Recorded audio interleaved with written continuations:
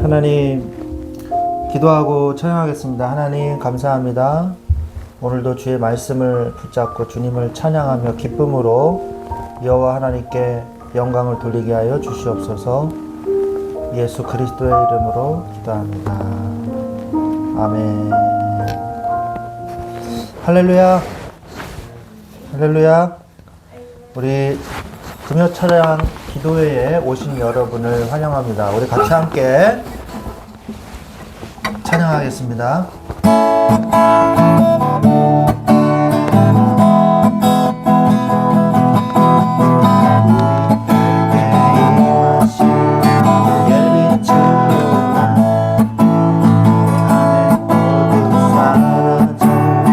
새롭게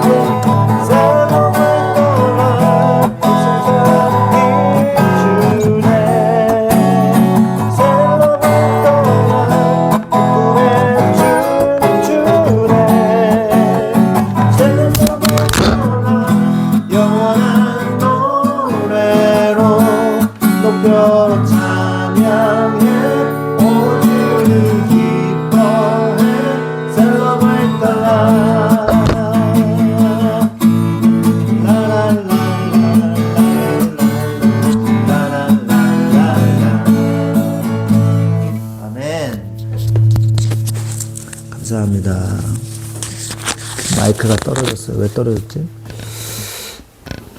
같이 찬양하겠습니다.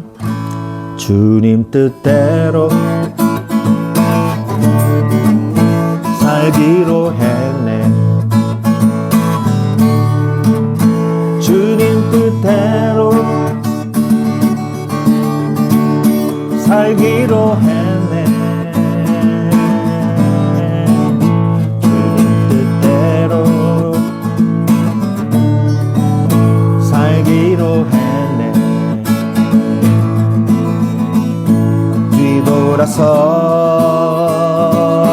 뒤돌아서지 않겠네. 주님 뜻대로 살기로 했네. 주님 뜻대로 살기로 했네. 주님 뜻대로 살기로 했네.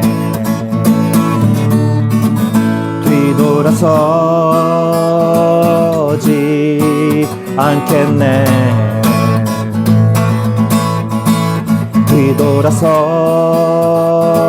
뒤돌아서지 않겠네. 어떠한 시련이 와도 수많은 유혹 속에도 진실하시 주님 약속 나 붙들리라. 세상이 이해 못하고 우리를 조롱하여도 진실하시 주님 약속 나 붙들리라. 결코 돌아서지 않으리.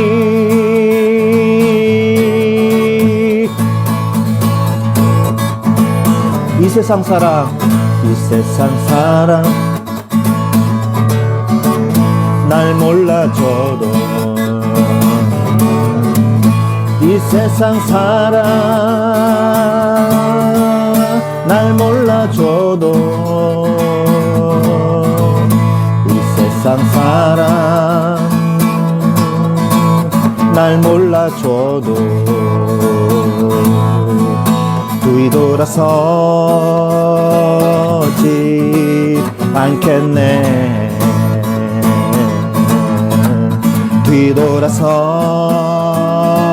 뒤돌아서지 않겠네. 어떠한 시련이 와도 수많은 유혹 속에도 진실하시 주님 약속 나 붙들리라. 세상이 이해 못하고 우리를 조롱하여도 진실하시 주님 약속 나 붙들리라. 결코 돌아서지 않으리.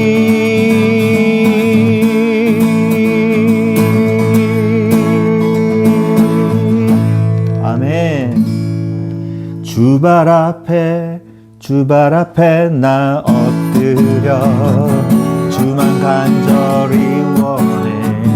주 계신 곳에 말아봅니다.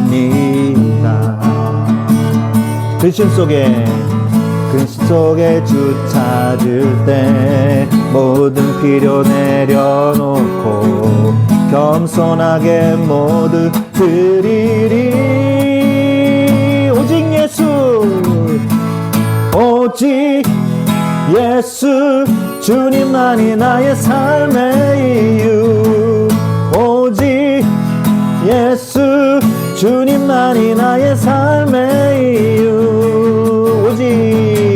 오직 예수 주님만이 나의 삶의 이유. 오직 예수 주님만이 나의 삶의 이유. 언제나 어디서나 크고 깊은 은혜로 주님 항상 내 안에 계시네. 변함없으신 주님, 어제 오늘 영원히 한결같이 함께 하시네. 오직 예수 주님만이 나의 삶의 이유. 오직 예수 주님만이 나의 삶의 이유. 오직 예수 주님만이 나의 삶의 이유. 오직 예수 주님만이 나의 삶의 이유. 주님은 길과 진리 생명, 나는 오직 믿음으로 살리, 이만 위해 살리. 주님은 길과 진리, 주님은 길과 진리 생명, 나는 오직 믿음으로 살리, 주만 위해 살리. 주님은 길과 진리 생명, 나는 오직 믿음으로 살리, 주만 위해 살리. 한 번 더. 주님은 길과 진리 생명, 나는 오직 믿음으로 살리, 주만 위해 살리. 오직 예수 주님만이 나의 삶의 이유.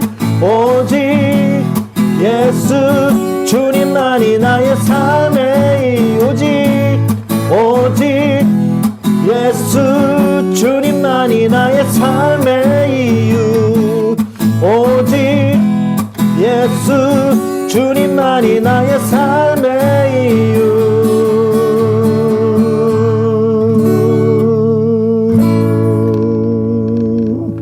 아멘. 우리 이제 우리가 이 시편의 말씀 속으로 이제 들어오게 됐습니다. 시편을 묵상하면서 진짜 하나님의 큰 은혜가 있어요. 그래서 역대하나 열왕기상하나 뭐 욥기서나 이런 말씀을 묵상하면서 이제 설교를 준비하는 것보다 시편은 짧지 않습니까? 그런데 시편을 설교하다 보니까 왜 이렇게 점점 길어지는지 모르겠어요. 시편이 내용은 짧지만 그 깊이는요 어마어마하다는 것을 이번에 깨달았습니다. 여러분의 신앙생활의 실제적인 삶에서 시편이 얼마나 많은 도움이 되는지 케이스 바이 케이스별로요 시편이 여러분의 신앙생활을 가이드해주고 계십니다. 그래서 늘 우리가 주님을 바라보고 주님을 사랑하며 나의 삶에서 하나님을 바라보면서 깊이 하나님을 묵상하는 이런 시편의 말씀의 시간이 되시기를 간절히 바랍니다. 우리들을 위하여 십자가에 못 박혀 모든 죄를 중성하사 의인 삼아 주신 주 어떤 일이 있어도 나를 버리지 않고 죽기까지 사랑하신 나의 귀한 예수님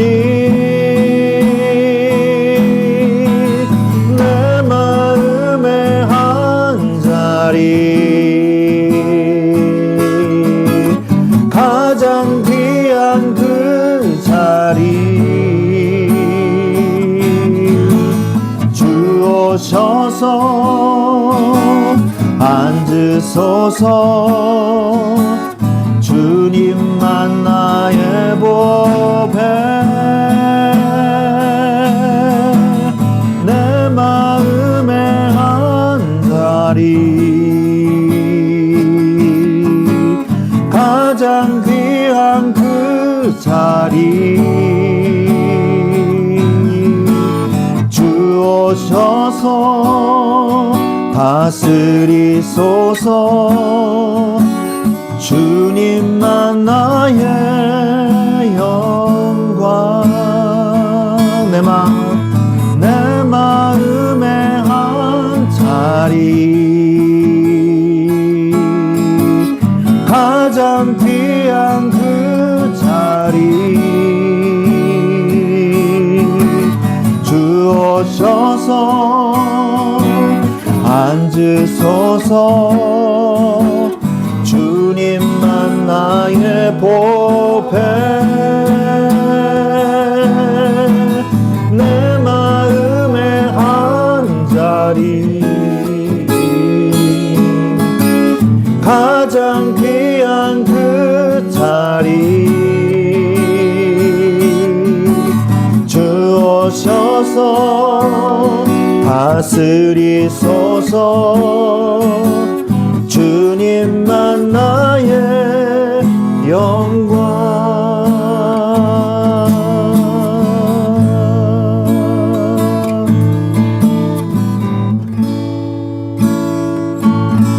아멘.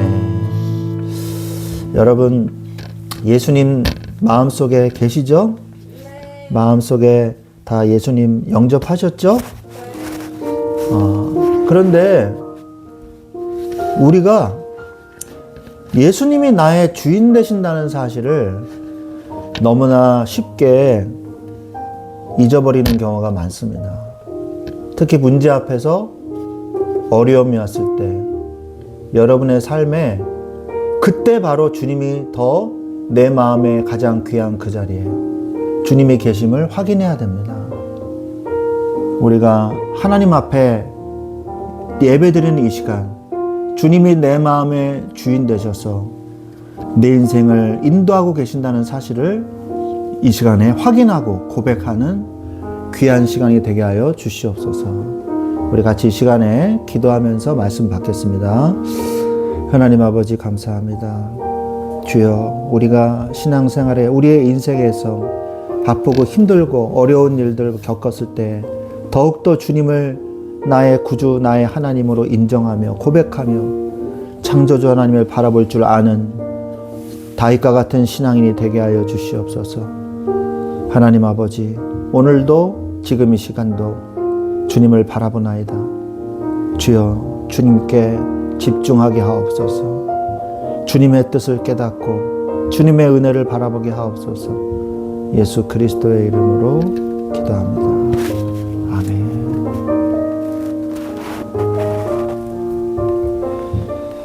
아멘.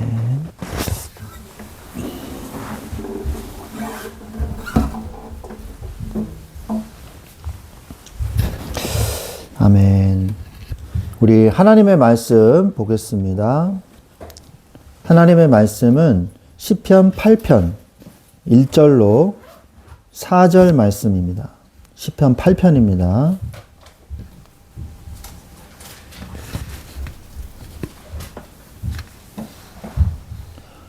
시편 8편.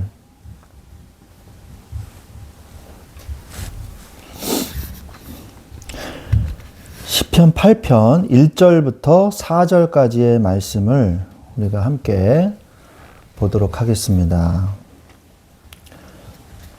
화면을 보셔도 됩니다. 같이 한 목소리로 우리 합독하시겠습니다. 네모와 가로 안에 있는 그 말씀도 다 똑같이 읽으시면 됩니다. 다윗의 시, 인도자를 따라 기띔에 맞춘 노래. 여호와 우리 주여, 주의 이름이 온 땅에 어찌 그리 아름다운지요. 주의 영광이 하늘을 덮었나이다. 주의 대적으로 말미암아 어린아이들과 젖먹이들의 입으로 권능을 세우시며 이는 원수들과 보복자들을 잠잠하게 하려 하심이니이다. 주의 손가락으로 만드신 주의 하늘과 주께서 베풀어 두신 달과 별들을 내가 보니 사람이 무엇이기에 주께서 그를 생각하시며 인자가 무엇이기에 주께서 그를 돌보시나이까. 이 시편으로 만든 굉장히 중요한 많이 알려진 찬양이 있죠. 아시죠? 아십니까? 여호와 우리 주여 주의 이름이 온 땅에 어찌 그리 아름다운지요 어찌 그리 아름다운지요. 이 찬양 아시죠? 예. 많이 부르는 찬양인데 요즘 이 어린 친구들은 잘 모를 수도 있을 것 같습니다. 이 시편은요, 다윗이 대부분 많이 지은 시예요. 근데 오늘 시편 이 8편의 말씀은 다윗이 우주 만물, 자연을 보면서, 자연과 우주 만물을 보면서 하나님을 찬양하는 내용입니다. 세상 사람들은요, 자연을 볼 때, 그냥 꽃이 피나 보다, 아름답다. 야, 우리 꽃놀이 가자. 와, 무지가 떴네? 와, 신기하다. 뭐, 그냥 그 정도예요. 그런데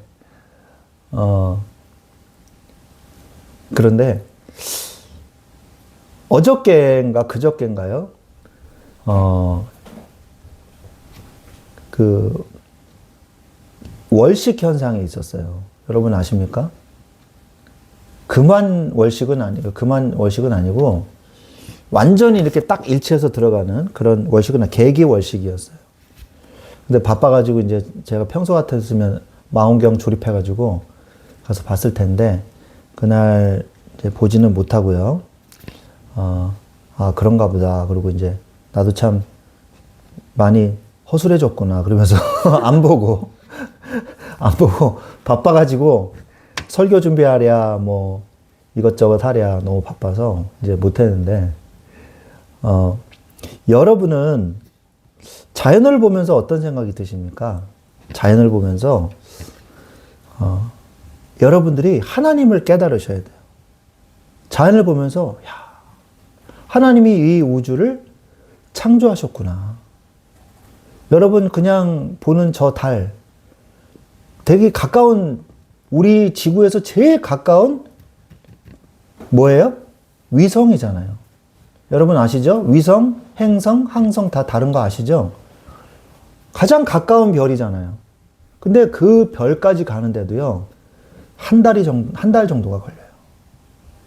굉장히 멉니다. 달이 가까운 것 같죠? 굉장히 멀어요. 한참 가야 돼요. 보이저 탐사선이요, 이제 겨우 태양계를 벗어났지 않습니까? 근데 그거 아직 몰라요. 태양계를 벗어났는지 안 벗어났는지 아직 몰라요. 우리 지구인이 이 태양을 중심으로 돌고 있는 별이 저 넓은 그 명왕성 바깥으로 또 있는지 없는지 확인을 못했을 뿐이거든요. 그래서 있을 수도 있고 없을 수도 있단 말이에요. 어쨌든 간에 이제 태양계를 벗어났어요. 몇십 년 만에. 정말 우주는 넓습니다. 그런데 우리는 그 불빛을 보고 있어요. 그 불빛이 몇 년 전의 불빛인 줄 아세요? 1년 전의 불빛인 줄 아세요? 아니에요. 겨우 1광년 거리에 있는 불빛인 줄 아십니까? 아니에요. 2광년? 아니에요. 200만 광년, 500만 광년, 30만 광년. 빛의 속도로 30만 년을 가야지만 있는 곳이에요. 그곳에서 그 빛이 우리의 수정체 안에 상이 맺혀가지고 그 빛이 뭡니까? 에너지잖아요. 그 에너지가 내 이 수정체 안으로 들어와서 내가 그 별을 보는 거거든요. 놀랍지 않습니까? 내 수정체 안으로 들어오는 그 빛이요, 몇백만 년 전 거예요. 그 광자가. 정말 대단하지 않아요? 근데 이 놀라운 이 우주를 하나님이 창조하셨다는 거예요. 그리고 그 놀라운 그 우주 속에 지구 안에 나를 태어나게 하셨다는 거예요. 그것도 너무 감사한데 내가 그 중에서도 하나님을 아는 사람이 됐다는 거예요. 자연을 보고 하나님이 만드셨구나 라고 말할 수 있는 사람이 됐다는 겁니다. 이게 얼마나 놀라운 일이에요. 그죠? 내가 자녀를 낳았는데 자녀가 나를 못 알아봐. 누구세요? 이러면은 약간 황당하잖아요. 근데 우리는요, 하나님을 알아봐요. 하나님이 창조하신 사람인데도 그 사람이요, 하나님을 몰라요. 그리고 우상숭배해요. 그리고 자기 인생을 믿어요. 자기 인생을 믿어요. 자기 능력을 믿어요. 그리고 열심히 살다가 하나님을 안 믿는 자는 결국 자신의 죄의 대가를 치르기 위해서 지옥으로 가버리고 맙니다. 누가 지혜 있는 사람일까요? 서울대를 나온 분들이 가장 똑똑한 사람일까요? 하버드대를 나온 사람, 프리스턴 대학교, 옥스퍼드 대학교, 캠브리지 대학교를 나온 사람들이 똑똑한 사람들일까요? 아닙니다. 예수님을 믿고 하나님을 아는 구원받은 여러분들이요, 하나님께로부터 받은 지혜를 얻은 여러분들이 이 세상에서 가장 현명하고 지혜로운 사람들입니다. 세상 사람들은 몰라요. 제가 왜 목회를 해야 되는지 하나님 안 믿는 사람들은 몰라요. 아니, 저기 돈도 안 되는 거 왜 자꾸 저렇게 목회를 하려고 그러나? 아니, 저기 뭐 목회하는 밥이 나오나 떡이 나오나, 지지리도 가난한데 그러단 말이에요. 몰라요. 하나님을 어떻게 합니까? 하나님의 은혜 알겠어요? 몰라요. 하나님이 우리를 먹이고 입히시는 그 놀라운 그 비밀과 그 신비를 불신자들이 알겠어요? 하나님이 우리를 먹이고 입히시는 것을 모르겠어요? 저는 맨 처음에 받은 사례비가요, 10만 원이었어요. 10만 원. 뭐 사역을 한다기보다는 봉사하러 간 거죠. 교회를 위해서 헌신하고 봉사하고 인턴십을 하기 위해서 제가 어느 산본에 있는 교회에 갔거든요. 그래서 목사님이 그러시더라고요. 사례비는 10만 원입니다. 그러더라고요. 그래서 네. 그래서 제가 헌금을 했어요. 제가 10만 원보다 더 많이 헌금했어요. 사실 몇 년까지만 해도 제가 있던 부교육자 생활하던 그 교회도요, 200만 원 넘게 헌금했어요. 거의 200만 원 넘게 헌금했어요. 우리 집에서. 그냥 헌신한 거예요. 헌신한 거예요. 우리는 왜 하나님을 믿어야 될까요? 여러분 오늘 근본적으로 생각을 해보시기 바랍니다. 하나님을 왜 믿어야 될까요? 그리고 이 시편에서 말씀하시는 내용이 도대체 뭘까요? 다윗의 인생을 좀 우리가 살펴봐야 합니다. 그래서 사무엘상, 사무엘하를 좀 읽어본 사람이 시편을 읽을 때 뭔가 알 수가 있어요. 물론 다윗의 시만 있는 건 아닙니다. 포로된 자들이 돌아올 때 지은 시도 있고 다른 사람의 시도 이제 있는데 다윗의 시가 많으니까 다윗의 그 신앙생활이 어땠는지 우리가 좀 알고 말씀을 보면 되거든요. 다윗은요, 그 누구보다도 하나님을 사랑하는 사람이었어요. 물론 그는 인간이었고 그리고 그는 죄를 지었습니다. 그리고 그 죄에 대해서 자신의 죄를 인정하고 그리고 회개했어요. 그리고 회개하고 그리고 다시 하나님을 섬겼어요. 그 와중에도 다윗은 놓치지 않은 게 있었어요. 그게 바로 뭐냐? 하나님을 섬기고 하나님 앞으로 가는 거였어요. 오늘 여러분이 그 와중에 다윗은 무엇을 남겼냐? 자신의 내면의 깊은 곳에서 나오는 기도와 자신의 그 신앙의 그 마음의 상태, 그거를 개인적인 거잖아요.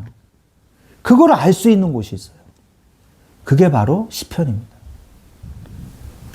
시편을 보면요, 다윗의 신앙과 그의 마음을 들여다볼 수가 있습니다.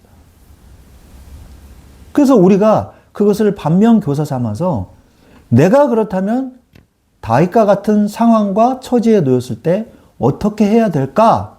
라는 것에 대한 삶의 신앙생활의 지침서가 바로 시편이라는 것입니다. 여러분이 그래서 시편을 잘 읽어보셔야 돼요. 첫 번째로 시험에 들었을 때, 시험에 들고 내가 범죄했을 때, 신앙생활은 누구나 다 잘할 수 있어요. 그런데 범죄했을 때, 시험 들었을 때가 중요한 거거든요. 그때 어떻게 하냐가 중요해요. 신앙생활에서 우리가 고꾸라지고 쓰러질 때가 있습니다. 잘할 때는 그냥 잘하면 돼요. 근데 힘들고 어렵고 고꾸라지고 범죄했을 때, 그때 어떻게 해야 되냐 이거죠. 그게 중요한 거죠. 쓰러지지 않을 수가 없어요. 언제 올림픽이었나요? 베이징에서 했었나요? 동계 올림픽을 했는데요. 여자 그 릴레이, 갑자기 생각이 안 나네요. 그 작은 트랙을 도는 그 스케이트를 뭐라 그러죠? 갑자기, 네, 쇼트 트랙. 쇼트 트랙에서 여자 릴레이 400m 계주인데, 김이랑 선수인가 어떤 선수가 넘어졌어요. 결승은 아니었습니다. 예선이었어요. 그런데 다른 선수하고 부딪혀가지고요, 우리나라 선수를 넘어뜨린 거예요. 그래가지고 옆으로 가서 콱 박았어요. 그래서 해설진과 캐스터가 다 실망했어요. 네, 안타까웠습니다. 막 그랬어요. 이거 예선인데 떨어지면 어떡하지? 금메달 유력 후보인데. 그런데 떨어진 선수 옆으로 누군가 쌩 달려가면서 손을 탁 쳤어요. 바톤 터치를 한 거죠. 터치를 하면서 다시 달려갔어요. 이미 한참 떨어져 있었습니다. 그리고 실망하며 그냥 끝을 보려고 저도 계속 보고 있었어요. 와, 그런데요, 한 바퀴, 두 바퀴, 세 바퀴 막 도는데 점점 좁혀지는 거예요. 한 명, 두 명, 세 명을 막 제끼는 거예요. 그래가지고 어떻게 된 줄 아세요? 1등 했어요. 1등 했습니다. 그 예선을요, 1등으로 통과했어요. 제가 무슨 말을 하려고 그러냐. 여러분이 세상에서 요구하는 게 뭡니까? 잘해야 된다. 쓰러지지 말아야 된다. 1등 해야 된다. 최고가 되라. 그렇게 얘기합니다. 그리고 그걸 생존 경쟁이라 그래요. 그런데 우리가 거기서 쓰러질 때가 있단 말이에요. 그럼 낙심하고 그냥 무너져 있는 게 아니에요. 그때 일어서서 다시 달릴 수 있는 그 능력이 필요한 거예요. 그게 하나님의 자녀입니다. 넘어져도 일어설 줄 아는 자. 그게 바로 하나님의 자녀예요. 시험에 들었을 때 어떻게 해야 되겠습니까? 제일 중요한 거는요, 주님 앞으로 나아가야 됩니다. 죄를 범했을지라도 나는 회개할 수 있는 축복을 받은 사람이에요. 요한일서 1장 9절에 만일 우리가 우리 죄를 자백하면 그는 미쁘시고 의로우사 우리 죄를 사하시며 우리를 모든 불의에서 깨끗하게 하실 것이요 라고 말씀하셨잖아요. 인간의 가장 큰 비극은요, 죄를 짓는 것이 아니라 죄를 지음에도 불구하고 하나님이 구원의 길을 열어주셨잖아요. 그런데 죄를 짓고도 회개하지 않는 것이 가장 큰 저주예요. 죄를 짓고도 회개하지 않는 자가 가장 큰 저주인 거예요. 회개하지 못하는 자. 불신자는 뭐 말할 것도 없고 하나님의 자녀들이요. 회개도 하지 않고 난 죄사함 받았어요. 이런 사람들이 있어요. 이런 사람들을 구원파라고 합니다. 구원파. 난 죄져도 괜찮아요. 회개를 강조하지 않아요. 그리고 죄 용서받는 것만 강조해요. 큰일 납니다. 죄 용서함은요, 회개할 때 주어지는 거예요. 첫 번째, 내 죄를 인식해야 돼요. 내 죄가 심히 크구나. 그리고 하나님 앞으로 가서 회개하는 거예요. 그때 죄사함 받는 거예요. 근데 자기의 죄도 인식 못하고 잘못했다는 것도 인식 못하고 하나님 앞에 나아가서 내 죄를 허물을 쏟아놓고 물 한 잔만 좀 갖다 주세요. 꺼내놓지도 않고 나 하나님 자녀니까 내 죄 나는 죄 사해졌어. 괜찮아. 이러는 인간들이 있어요. 뻔뻔하죠. 결코 죄사함 받을 수 없습니다. 분명히 명심하시기 바랍니다. 죄에 대한 인식과 회개가 있어야 죄사함이 있는 거예요. 명심하세요. 우리가 넘어져서 진흙탕에 뒹굴었을지라도 십자가의 보혈을 의지하여 다시 일어설 수 있는 특권이 우리에게 주어졌습니다. 회개할 수 있다는 것 자체가 이미 엄청난 은혜이며 축복인 것이에요.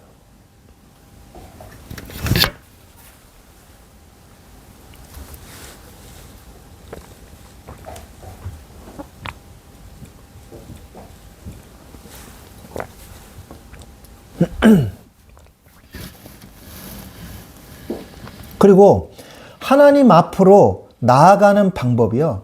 가장 빨리 회복되는 방법이에요. 가장 빨리 회복되는 방법? 하나님 앞으로 나아가는 거예요.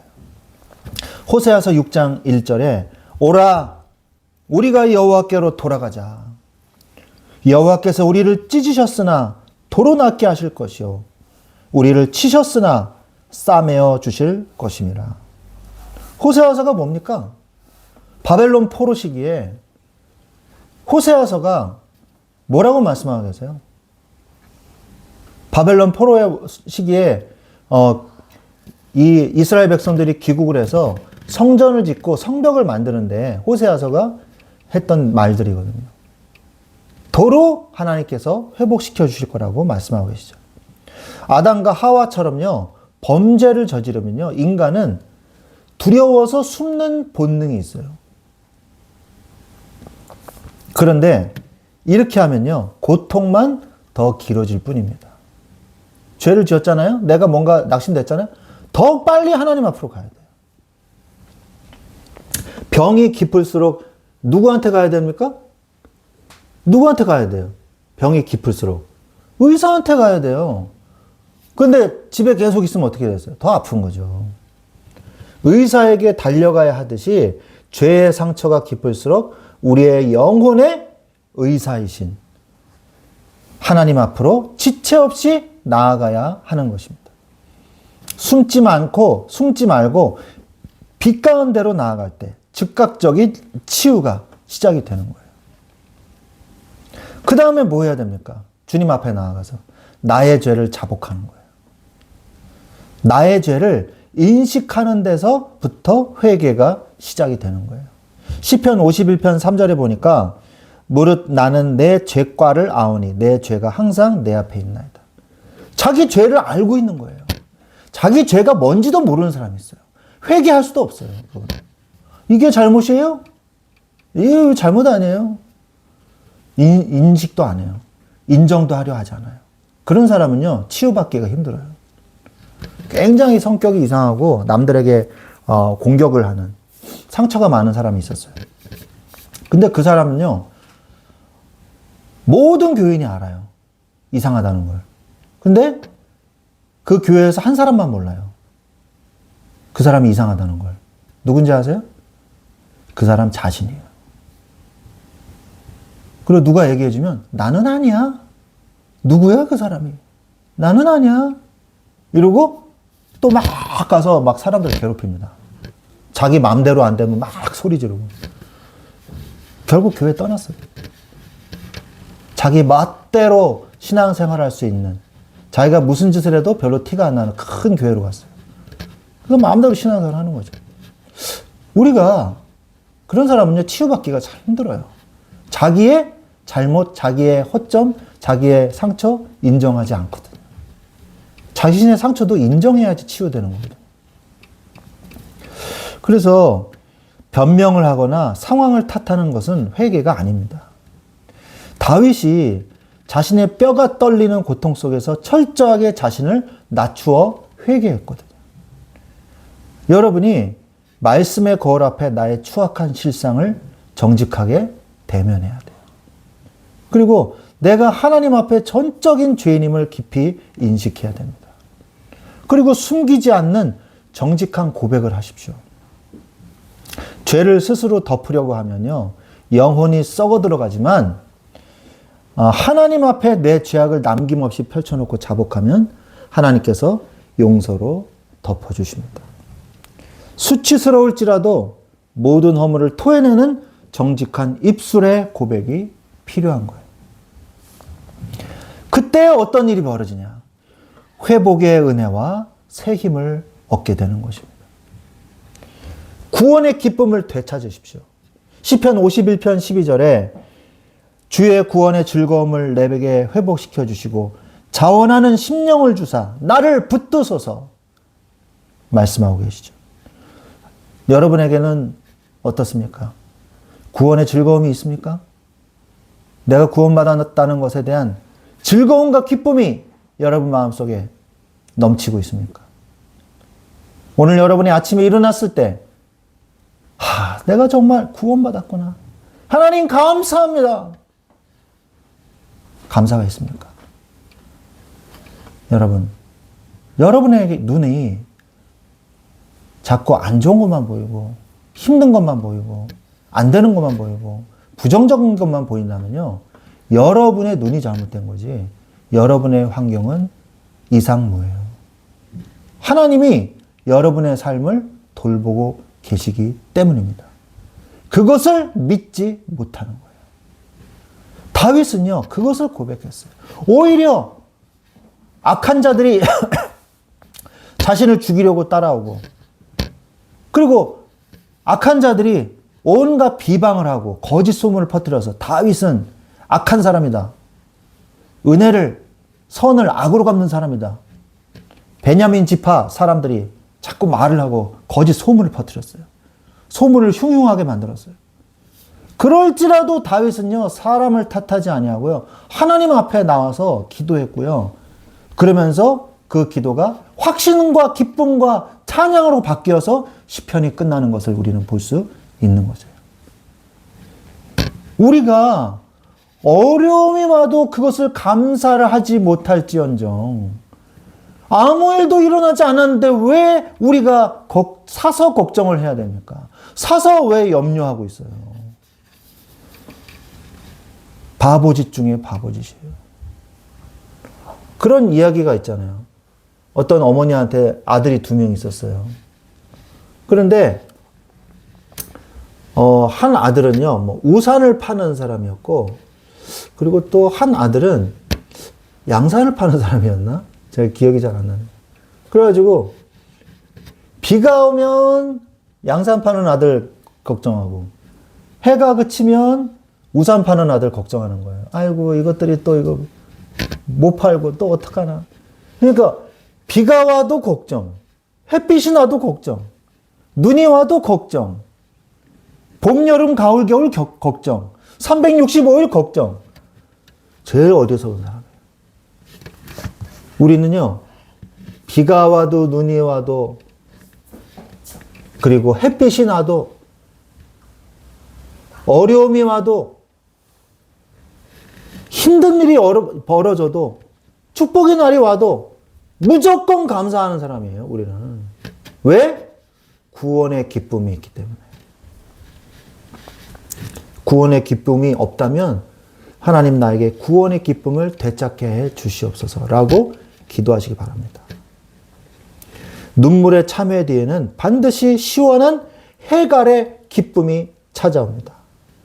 죄책감의 무거운 짐이 벗겨지고 잃어버렸던 구원의 감격이 회복이 됩니다.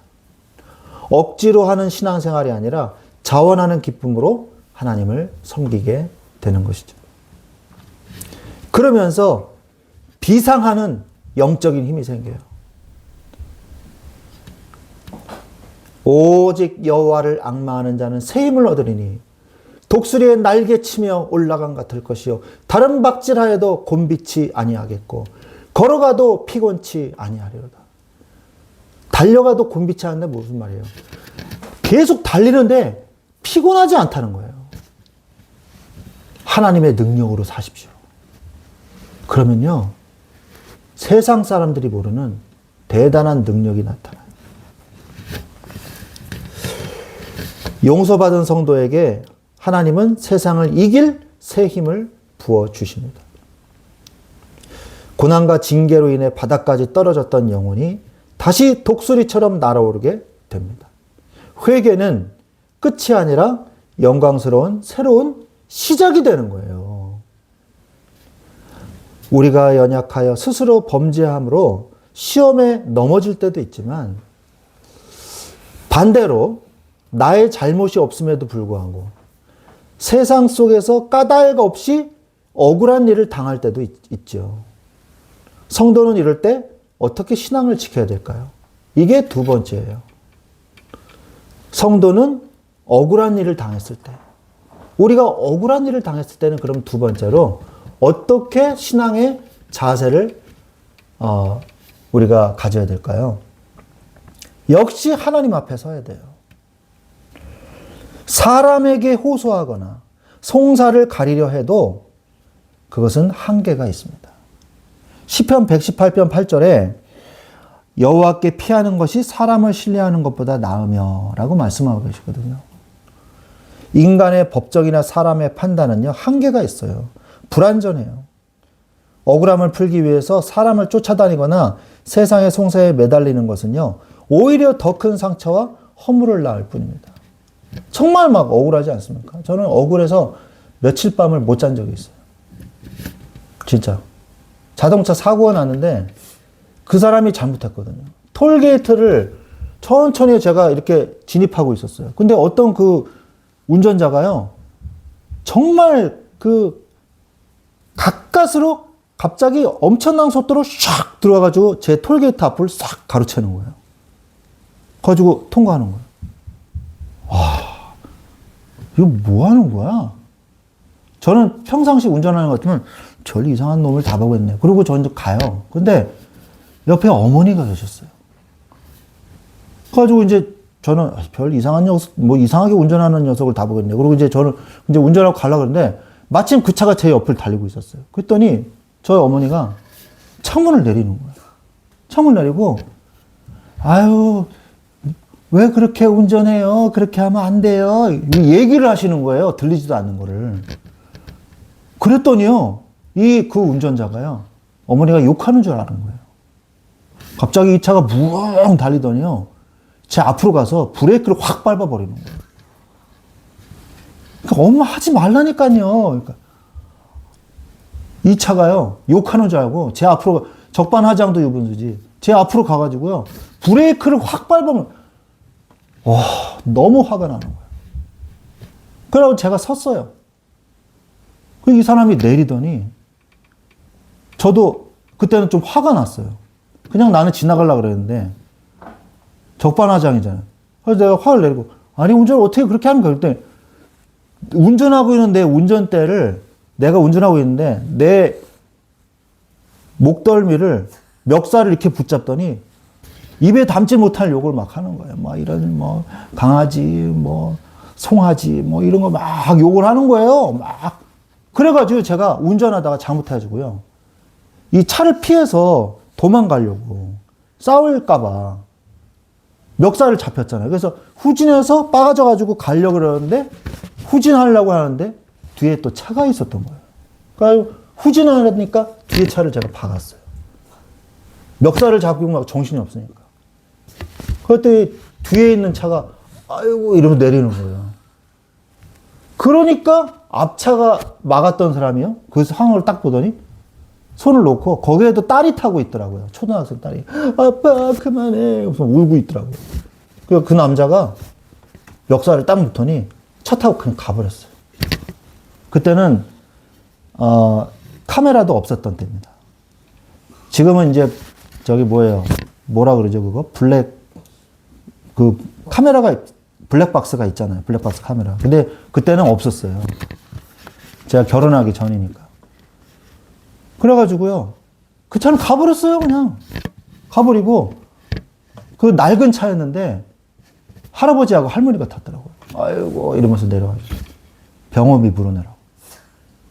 그럼 제가 병원비를 물어줬어요. 잠이 안 오더라고요.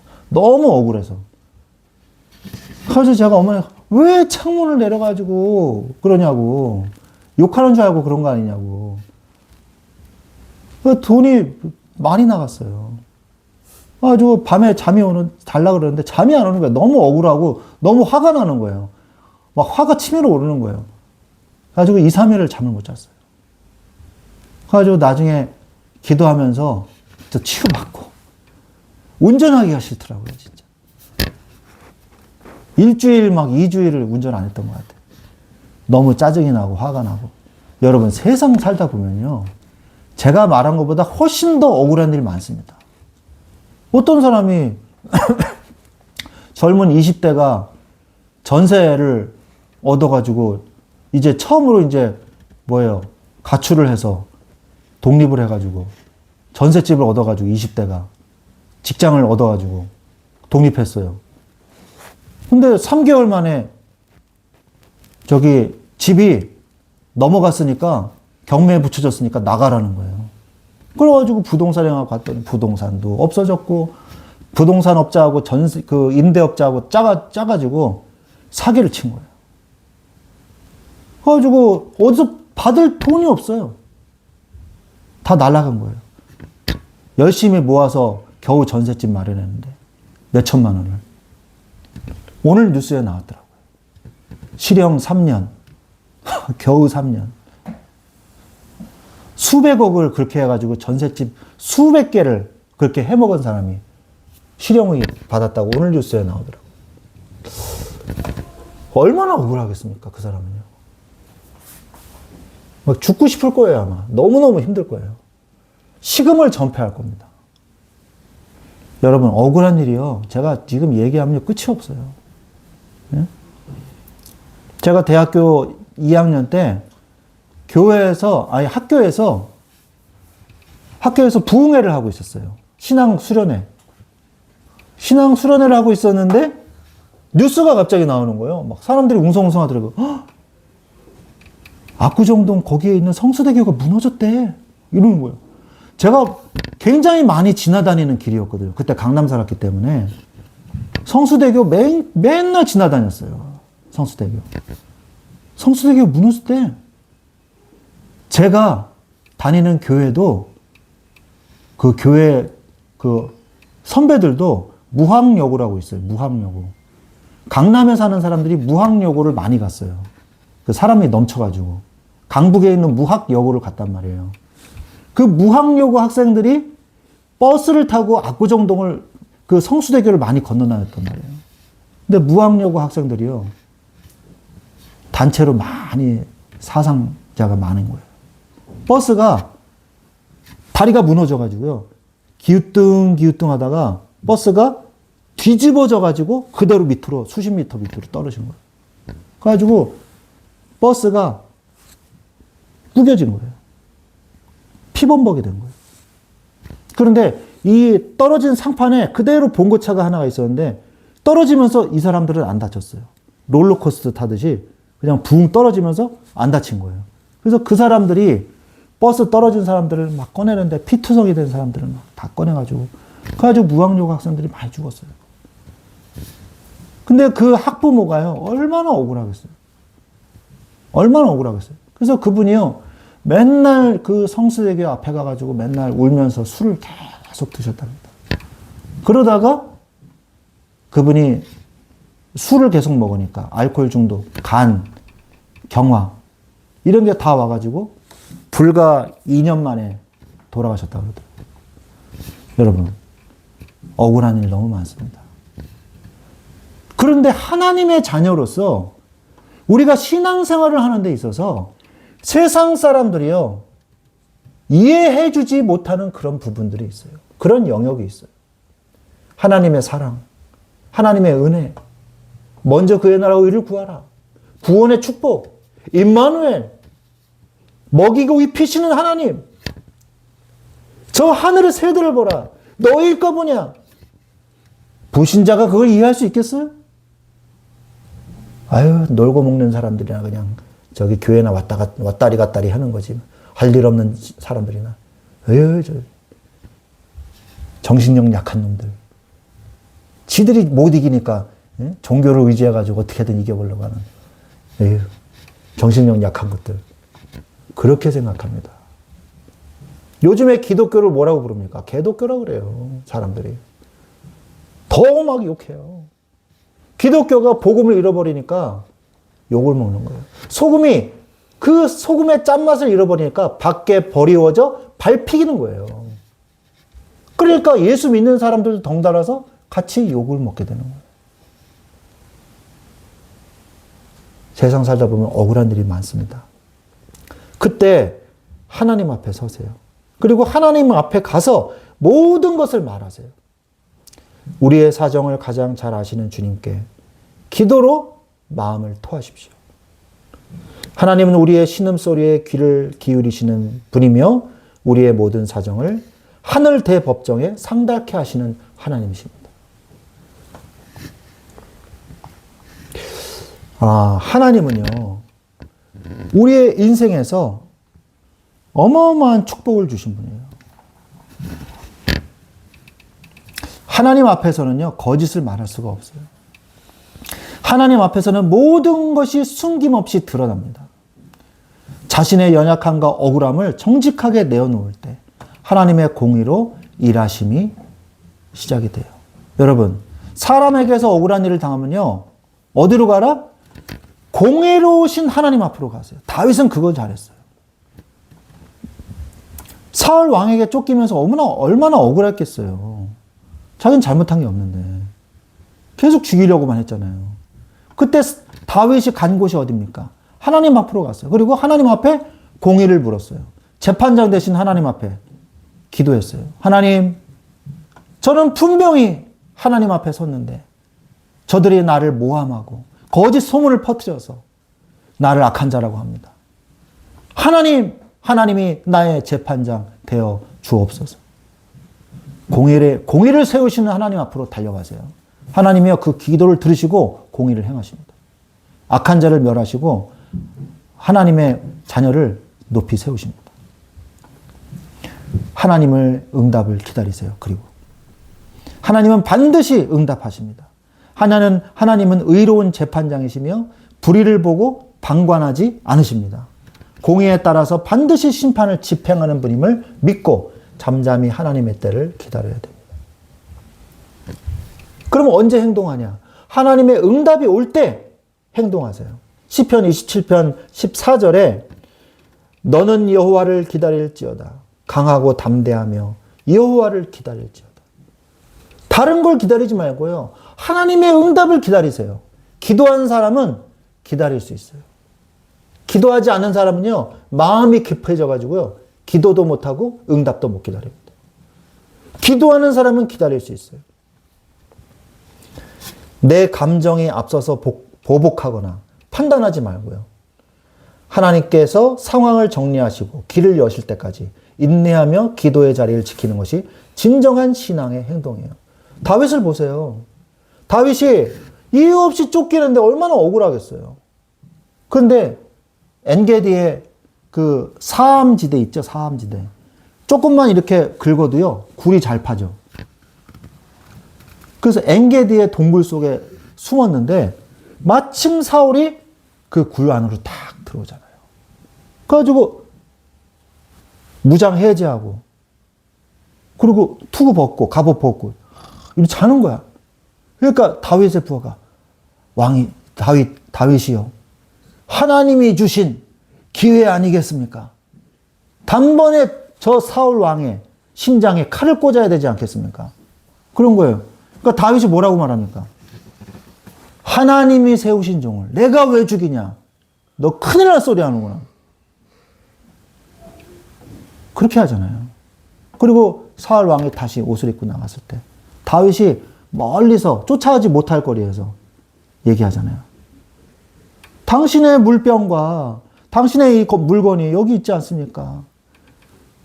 왕이시여, 왜 나를 자꾸 저기 쫓아와서 나를 죽이려 합니까? 그때 사울 왕이 뭐라 그랬어요? 그래, 네 말이 옳다. 내가 잠시 미쳐서 그런다. 그때 제정신이 들었어요, 사울 왕이. 그리고 미안하구나 그러면서 갔어요. 물론 다시 나중에 또 죽이려고 쫓아왔지만 사울 왕이 약간 미쳐 있었어요, 사실. 이 악신이 들려가지고. 하나님 앞에 섰습니다, 다윗은요. 그리고 죽일 수 있는 기회가 또 2번이나 있었잖아요. 안 죽였어요. 그리고 끝까지 사울 왕을 건드리지 않았어요. 왜 그랬어요? 그러면서 다윗이 한 말이 있습니다. 하나님이 치리하시리라. 하나님이 갚아주시리라. 그렇게 말했습니다. 그러면서 절대로 사울 왕을 건드리지 않았어요. 그리고 사울 왕이 죽었을 때 장사 지내줬어요. 끝까지 왕으로서 예우를 해줬어요. 그게 바로 하나님의 공의 앞에 선 다윗의 모습입니다. 하나님이 여러분에게 해를 가하고 여러분에게 고통을 주는 사람들 하나님이 갚아주십니다. 우리가 우리의 손에 더러운 피를 묻힐 필요가 없어요. 원수 갚는 마음을 절대 가지지 마십시오. 반대로 살리는 마음을 가지세요. 로마서 12장 19절에 내 사랑하는 자들아 너희가 친히 원수를 갚지 말고 하나님의 진노하심에 맡기라. 기록되었을 때 원수 갚는 것이 내게 있으니 내가 갚으리라고 주께서 말씀하시니라 라고 말씀하고 계세요. 원수 갚는 것은요, 하나님의 주권에 속한 영역입니다. 우리가 직접 보복하려 하기보다 모든 결과를 하나님께 맡기고 오히려 악을 선으로 이기며 영혼을 살리는 길을 선택해야 돼요. 우리는 살리는 사람이 되면 돼요. 믿음의 신앙 고백이 응답입니다. 결국 믿는 자가 승리한다는 말이에요. 하나님 앞에 서는 자가 승리하는 거예요. 믿는 사람이 승리하는 거예요. 세상은 강한 자가 이기는 것 같으나 결국 하나님의 공의를 신뢰하는 자가 승리하는 것입니다. 결국 다윗이 승리했잖아요. 악인이 판 구덩이에 스스로 빠지게 하시는 하나님의 섭리는요, 결코 실패하지 않습니다. 그러면 어떤 길로 가야 됩니까? 신앙의 길만이 옳은 길이에요. 세상의 편법이 일시적으로 빨라 보일지라도 하나님의 말씀을 따르는 길이 유일하고 확실한 길입니다. 말씀은 억울함의 어둠 속에서 우리를 바른 길로 인도하는 빛이 되는 거예요. 끝까지 흔들리지 마세요. 영광의 날이 올 것입니다. 현재의 고난과 수고는 결코 헛되지 않습니다. 믿음의 중심을 지키고 흔들리지 않을 때 하나님께서 약속하신 영광의 날에 우리를 온전하게 하시고 굳건하게 세워주실 것입니다. 그렇다면 이처럼 내 죄로 인한 시험이든 애매히 당하는 억울함이든 우리가 마주하는 모든 삶의 자리에서 그렇다면 성도가 궁극적으로 취해야 할 가장 중요한 신앙의 본질이 있습니다. 그것은 바로 우리와 함께 하시는 창조주 하나님을 끊임없이 바라보는 거예요. 그게 세 번째예요. 항상 하나님을 발견하세요. 그게 시편 8편의 내용이에요. 다윗은요, 어떤 사람은 그냥 달이 뜨면 달이 떴구나, 아름답네, 그러고 끝이지만 다윗은요, 하나님이 만드신 저 별을 보옵소서. 사람이 무엇이 간데, 내가 누구 간데 나를 이처럼 사랑하시나이까. 자연을 보면서 하나님이 날 사랑하시는구나, 이렇게 깨달은 거예요. 저도 한 번 그런 적이 있어요. 새벽에 깊이 기도하는데 그날따라 정말 하나님의 은혜를 많이 주셨어요. 그래서 다른 사람들 다 가고 7시 반 정도 됐을 때 밖으로 나왔어요. 나왔는데 앞에 나무들이 쫙 서 있는데 그 나무들이요, 하나님을 찬양하고 있는 거예요. 그 나무들이, 새들이 있는데 그 새들이요, 하나님을 찬양하고 있더라고요. 전에는 몰랐어요. 근데 은혜가 충만하다 보니까 모든 자연이 하나님을 찬양하고 있다는 사실을 깨달았어요. 온 우주는 하나님을 찬양하고 있음을 발견하십시오. 하나님이 온 우주를 통해 자신을 계시하셨습니다. 하나님은 창조하신 모든 피조물 속에 자신의 성품과 능력을 새겨두셨어요. 우리는 대자연의 질서와 신비를 통해서 살아계신 하나님의 지혜를 분명히 인지할 수 있습니다. 로마서 1장 20절에 나오거든요. 율법이 없을 때는 어떻게 죄를 깨달았냐. 자연의 만물을 보고 하나님을 깨달을 수 있다. 로마서 1장 20절에 나오거든요. 제가 읽어드리겠습니다. 창세로부터 그의 보이지 아니하는 것들, 곧 그의 영원하신 능력과 신성이 그가 만드신 만물에 분명히 보여 알려졌나니 그러므로 그들이 핑계하지 못할지니라. 말씀하고 계시죠.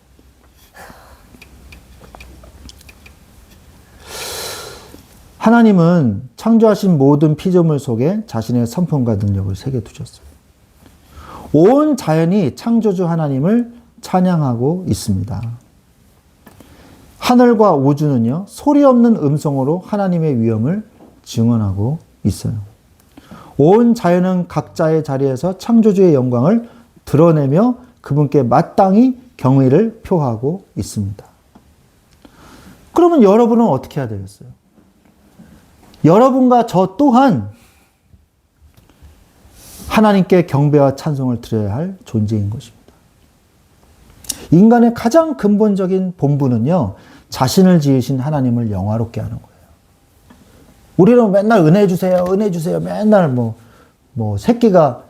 어미새가 오면 입만 쫙쫙 벌리듯이 은혜 주세요 이러잖아요. 그게 아니에요. 우리는요, 우리의 할 본분은 은혜 받는 게 아니라 우리의 본분은요, 하나님을 영화롭게 하는 거예요.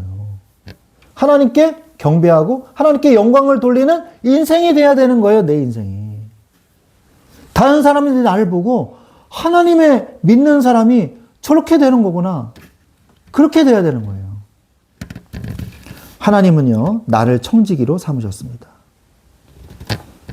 하나님을 알 때 나를 알 수 있는 거예요. 창조주 하나님을 내가 인식하니까 내가 어떤 존재인지 깨닫게 되는 거예요. 여러분, 그거 중요합니다. 내가 얼마나 축복을 받은 존재인지. 하나님을 깨달을 때 나를 알게 되는 거예요. 나를 생육하고 번성하며 다스리고 정복하는 존재로 삼아주셨어요. 인간은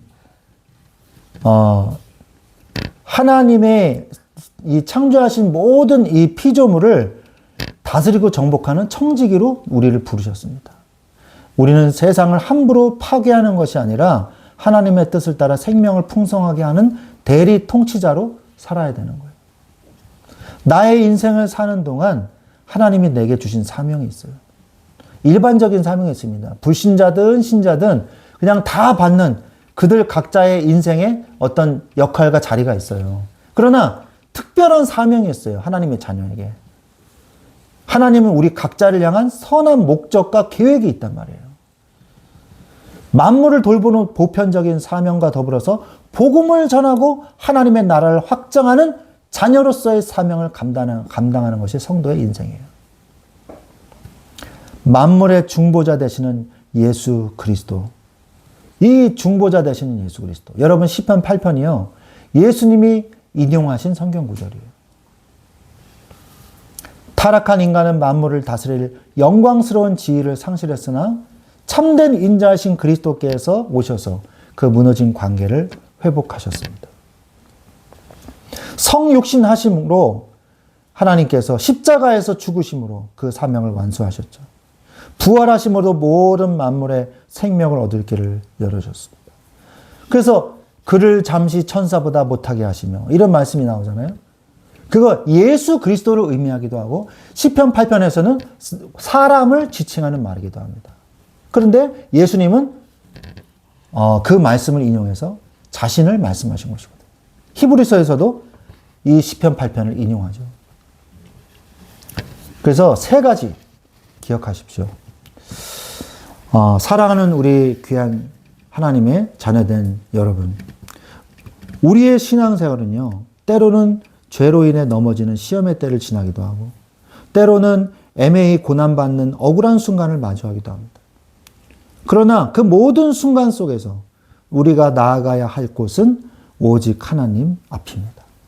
범죄했을지라도 십자가의 보혈을 의지하여 철저히 회개함으로 회복의 은혜를 누리십시오. 그리고 억울한 일을 당했을 때는 스스로 보복하려고 하지 말고 공의로우신 하나님께서 갚아주실 것을 온전히 신뢰하며 인내하십시오. 나아가 언제 어디서나 온 우주에 충만한 하나님의 영광을 발견하고 우리를 회복시키신 예수 그리스도를 본받아 영광스러운 청지기의 사명을 다하는 믿음의 성도님들이 되시기를 바랍니다. 오늘 이 시간에 우리 같이 기도하기를 원합니다. 하나님, 우리가 우리의 삶에서 하나님 앞에 나아가기를 원하나이다. 하나님 앞에 나아가서 내 죄가 있다면 내 죄를 자복하고 새롭게 인생을 시작하게 하시며 공의를 세우신 하나님 앞으로 내가 달려가서 세상의 억울한 일을 하나님께서 재판하시는 것을 내가 보게 하시며 온 우주를 통하여 하나님께서 나를 하나님의 사명을 감당하는 청지기로 나를 세우셨음을 깨닫게 하여 주옵소서. 오늘 말씀을 붙잡고 좀 불 좀 꺼주세요.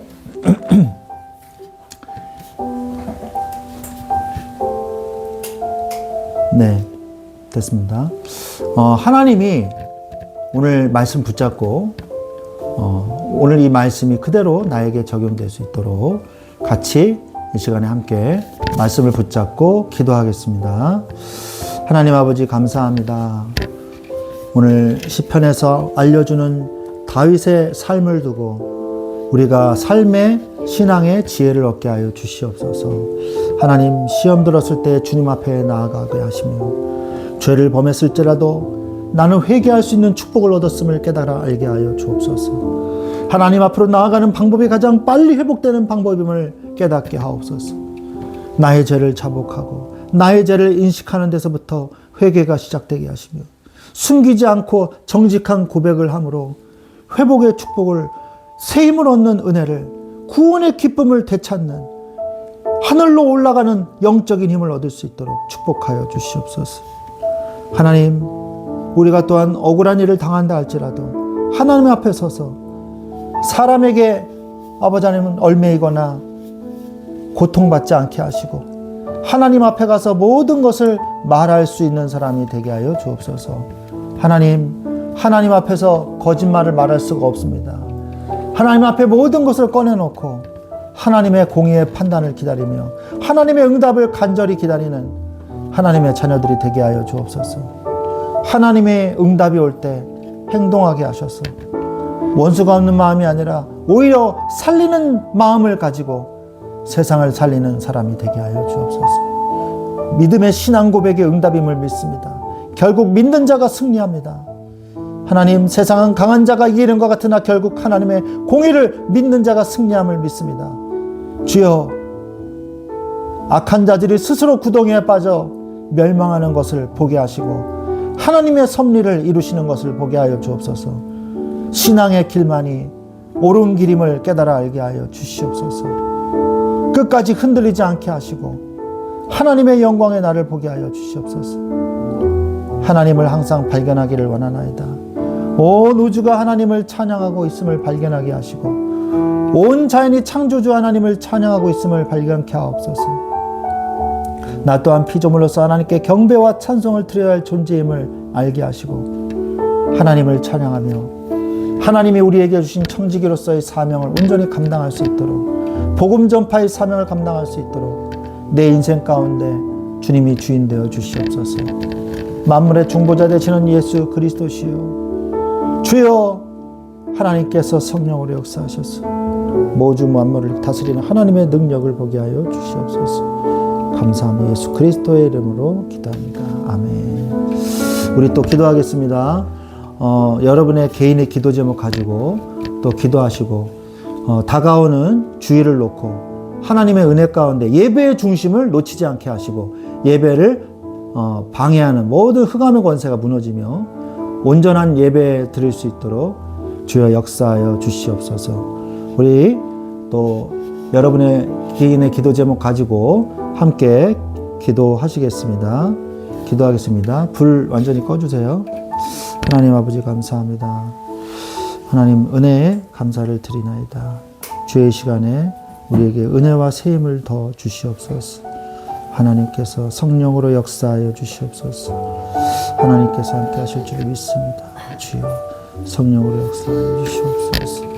오늘도 주님 앞에 나아가오니 주께서 아버지 은혜를 주시고 주의 말씀을 우리 마음판에 새기고 하나님의 은혜 속으로 들어갈 수 있도록 하나님 아버지여 역사하여 주시옵소서. 하나님 오직 주님 영광을 돌리나이다. 홀로 영광을 받아 주옵소서. 주 예수 그리스도의 이름으로 기도합니다.